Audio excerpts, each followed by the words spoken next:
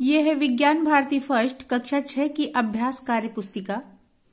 अब तक हम लोग इसके 14 चैप्टर्स के क्वेश्चंस का सॉल्यूशन कर चुके हैं। आज हम लोग करेंगे इकाई 15 वायु। अब शुरू करते हैं प्रश्नों को।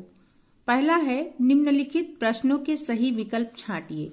बोतल का मुंह उल्टा करके जल में डुबाने पर बोतल में जल नहीं भरता, ये हम सब लोग जानते हैं, क्योंकि बोतल में क्या होती, वायु भरी होती है, तो ये इसका वायु। आगे है, पवन चक्की के घूमने का कारण है तेज हवा। तेज हवा के कारण पवन चक्की घूमती है।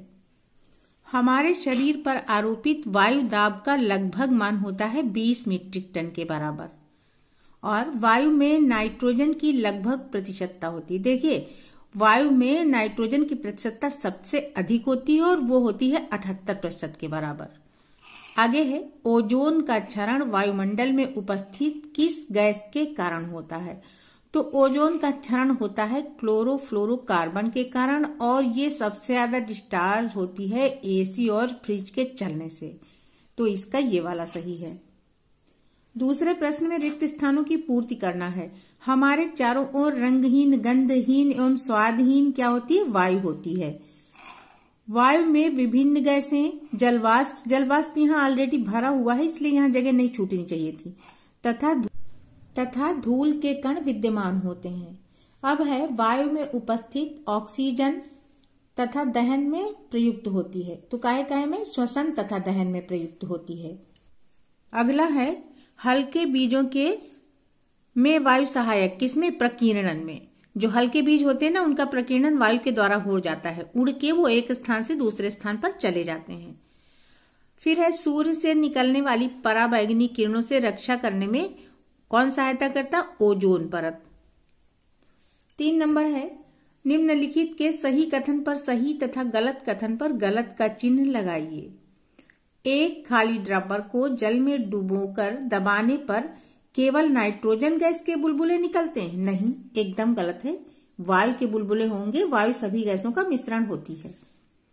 हवा भरने से गुब्बारा फूल जाता है और गुब्बारे के अंदर स्थान घेरती है कौन? वायु। यहाँ पे वायु छूट रहा है, ये एकदम सही है। ग नंबर है, रात में टार्च के प्रकाश में चमकते हुए जलवाष्प के कण इधर उधर तैरते दिखाई देते हैं? नहीं, ये धूल के कण होते हैं, इसलिए ये गलत है। पानी पर उल्टे रखे जार में मोमबत्ती जलाने पर जार में जल का स्तर तब तक बढ़ता है जब तक कि जल से जार पूरा भर नहीं जाता है। ये गलत है, क्योंकि जब मोमबत्ती जलती है ना, तो उसके जलने में ऑक्सीजन खर्च होती है, और वायु में लगभग 1/5 भाग ऑक्सीजन होती है। तो अधिकतम अगर जार में जल चढ़ेगा तो 1/5 भाग ही नीचे की तरफ से होगा, उससे ज्यादा नहीं चढ़ सकता, इसलिए ये गलत है।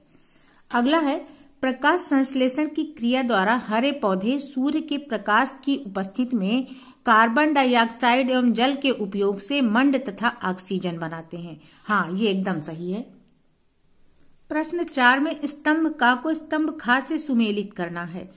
नाइट्रोजन, ऑक्सीजन, कार्बन डाइऑक्साइड एवं अन्य गैसें ये वायु का मिश्रण होती हैं, सब मतलब इनके मिलने से वायु बनती है, इसके संघटक गैसें हैं ये। खिड़कियों का फटाफट की आवाज करते हुए बंद हो जाना, ये तेज हवा के झोंके से होता है। और वायुमंडल होता है पृथ्वी सतह के ऊपर का वह भाग जहां वायु उपस्थित है। श्वसन एवं दहन में ऑक्सीजन सहायक होती है, और जल रंगहीन, गंधहीन एवं स्वादहीन होता है। प्रश्न 5 में जो बेमेल है उसे छांटकर हमें नीचे लिख देना है। यहाँ पर लिखा हुआ नाइट्रोजन, मोमबत्ती, ऑक्सीजन और कार्बन डाइऑक्साइड। तो हम देख रहे हैं नाइट्रोजन, ऑक्सीजन और कार्बन डाइऑक्साइड वायु की संघटक गैसें हैं, जबकि मोमबत्ती अलग है, इसलिए इसको हमें यहाँ लिख देना है। फिर है पैराशूट, ग्लाइडर, क्लोरोफ्लोरोकार्बन और पाल नौका। तो यहाँ पर पैराशूट, ग्लाइडर और पाल नौका, इनके उड़ने में वायु मदद करती है, जबकि क्लोरोफ्लोरोकार्बन एक गैस है स्वयं में जो कि ओजोन को विघटित करती है, या कि ये हम कहें कि ओजोन परत को खराब करने वाली ये गैस है। तो यहाँ पर हमें क्लोरोफ्लोरोकार्बन अलग है, यहाँ लिख देना है इसलिए। फिर है जल चक्र, प्रकाश संश्लेषण, पवन चक्की, ओजोन परत। ग नंबर है, जल चक्र, प्रकाश संश्लेषण, पवन चक्की और ओजोन परत। जल चक्र, प्रकाश संश्लेषण और पवन चक्की तीनों ही क्रियाओं के लिए वायु आवश्यक है, जबकि ओजोन परत वायुमंडल से लगभग 25 किलोमीटर ऊपर पाई जाने वाली गैस है, इसलिए ये अलग है।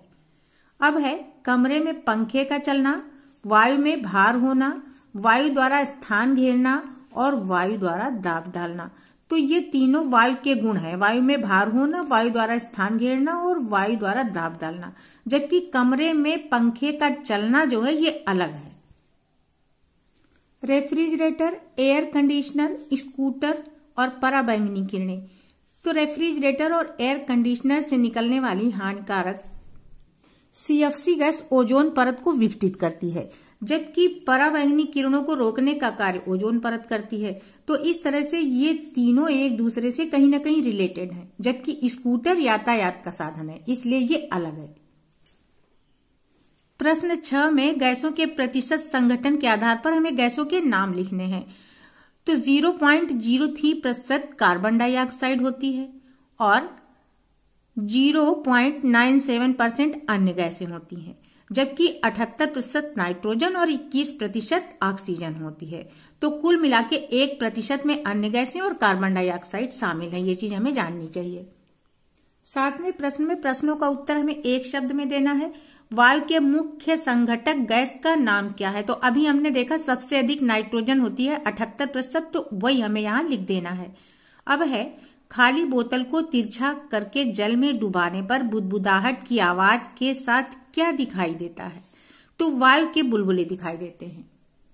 प्रकाश संश्लेषण में ऑक्सीजन के साथ क्या बनता है? मंड बनता है। क्लोरोफ्लोरोकार्बन वायुमंडल में जाकर किस गैस को विघटित करती है? ओजोन गैस को। अभी हमने पीछे के प्रश्नों में इसको बहुत अच्छे से समझा भी है। अस्पताल में रोगियों को कृत्रिम श्वसन के लिए कौन सी गैस दी जाती है? ऑक्सीजन गैस दी जाती है। 8 नंबर में हमें प्रश्नों के उत्तर देने हैं। हमारे शरीर पर वायु द्वारा लगभग 20 मीट्रिक टन दाब आरोपित होता है, जिसकी हमें अनुभूति क्यों नहीं होती है? क्योंकि हमारे शरीर के अंदर भी वायु है। इस वायु का दाब बाहर से लगने वाले वायु दाब को संतुलित कर लेता है। अगला है मुंह से फूंक मारने पर गुब्बारा फूलता जाता है। इस प्रयोग से क्या निष्कर्ष प्राप्त होता है? तो मुंह से निकली वायु ने गुब्बारे के अंदर जगह बना ली, अतः हम कह सकते हैं कि वायु गुब्बारे के अंदर स्थान घेर लेती है और जैसे जैसे फूंक मारते हैं गुब्बारा फूलता जाता है। अगला है दहन में सहायता प्रदान करने वाले वायु के संघटक का नाम लिखने के साथ उसके 2 उपयोग लिखिए। दहन में सहायता करने वाला वायु का संघटक ऑक्सीजन गैस है और इसका पहला उपयोग पर्वतारोही और गोताखोर अपने साथ ऑक्सीजन सिलेंडर ले जाते हैं। दूसरा, अस्पताल में कृत्रिम श्वसन के लिए ऑक्सीजन दी जाती है। नेक्स्ट नंबर है वायुमंडल में पृथ्वी सतह से 25 किलोमीटर ऊपर उपस्थित गैस के विघटन के लिए उत्तरदायी उपकरणों की भूमिका के बारे में लिखिए। पृथ्वी से 25 किलोमीटर ऊपर उपस्थित ओजोन गैस के विघटन का मुख्य कारण रेफ्रिजरेटर और एयर कंडीशनर से उत्पन्न गैस क्लोरोफ्लोरोकार्बन है, जो ओजोन गैस को विघटित करती है। अब है प्रयोग द्वारा बताइए कि वायु में ऑक्सीजन विद्यमान है। तो किसी उथले बर्तन के बीचों बीच में मोमबत्ती लगाकर बर्तन में कुछ पानी भर देंगे। अब मोमबत्ती को जलाकर ऊपर से एक गिलास उलट देंगे। कुछ देर बाद मोमबत्ती बुझ जाती है और गिलास में कुछ पानी चढ़ जाता है। इससे पता चलता है कि गिलास के अंदर जब तक ऑक्सीजन थी तब तक मोमबत्ती जली और उसके समाप्त होने पर मोमबत्ती बुझ गई। 9 नंबर है चित्र द्वारा समझाइए कि वायु में भार होता है। तो इसके लिए हमें एक छड़ बना देनी है और इस छड़ में बीच में हम लगभग एक डोरी बांध करके इसको संतुलित अवस्था में कर लेते हैं। फिर एक तरफ हमें फूला हुआ गुब्बारा बनाना है चित्र में, जिसमें वायु भरी हुई है, और दूसरी तरफ पिचका हुआ गुब्बारा जिसमें कुछ भी नहीं है।